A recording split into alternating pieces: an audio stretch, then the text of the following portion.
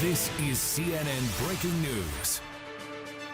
And we do have breaking news, a new look at the unemployment crisis in the United States. CNN Chief Business Correspondent Christine Romans now with that new jobless numbers, Romans. Yeah, 779,000 people filed for the first time for unemployment benefits in the latest week.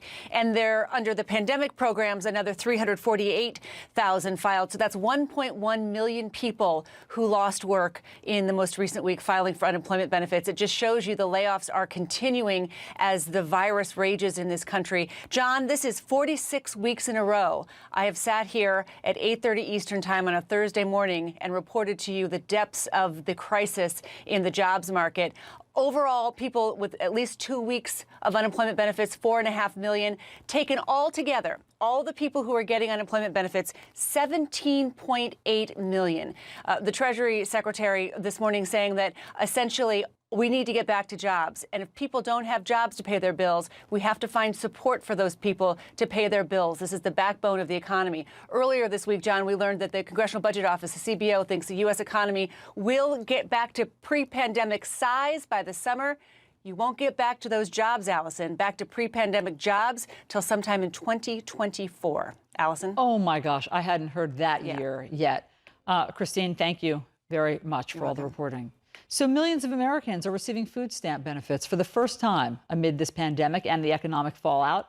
Struggling families turning to food banks to feed their children. CNN's Vanessa Yurkevich has been covering this for us. She joins us now. Vanessa.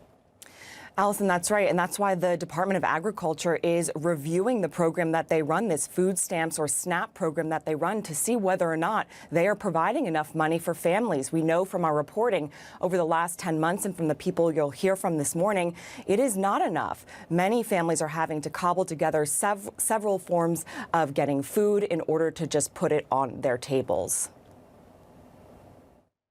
It was, life or death. We were either going to starve or we were lucky enough to qualify for SNAP benefits. It's that black and white for Veronica Bedico. Unemployed with 3 children at home, the government's food stamps program is her lifeline. See if we can get you to go all the way around.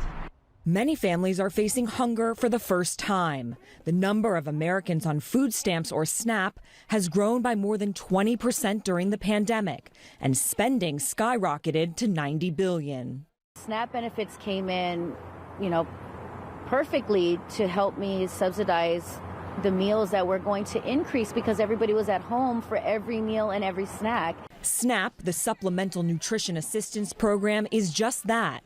Designed to boost food budgets for families who live below the poverty line. Historic unemployment forced the government to increase benefits by 15% in December. It is supposed to be enough, but many experts, and more fundamentally, the families who use it, are worried that it just isn't enough. So we're actually taking a look at that now to see if adjustments are needed to make it so that families can afford a basic diet with our benefits. That's why these Americans find themselves here in this single food line at the Los Angeles Regional Food Bank. Those on SNAP say they need more food. I'm homeless, so I'm staying with my sister. So, it's hard to be able to go to market, and she'll go to the market with me and stuff, but it's definitely not enough. Not enough, but, I lost my job. I get like $200.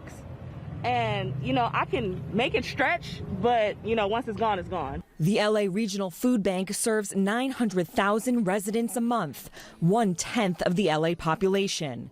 In Georgia, 1 in 7 adults and 1 in 5 children are now food insecure. In New York, Public Health Solutions says SNAP signups are up 5-fold. This is a bit of a stopgap. It's better than nothing. It's great. But it's not helping people feel confident that they can put food on the table for their families every day. I love you too. Bedico doesn't know when she'll be back at work, a sign the recovery has a ways to go. President Biden's proposed relief plan hopes to extend the SNAP benefits increase through September. I would like for the administration to remember that we're real people and that we're not, welfare queens that are just taking advantage of the system. I am a real person who had a real job, and now I need help so that I can provide for my children during this hard time. And another program that the USDA is looking at closely is the WIC program, that is supplemental nutrition for women, infants, and children. We know during this entire pandemic, women, particularly women of color, single moms, have been very hard hit. And both President Biden and the Republicans have proposed in their stimulus bills adding another $3 billion to that WIC program, Allison, in order to meet this growing need. Let's hope they can get that resolved quickly. Vanessa, thank you very much for all of those stories.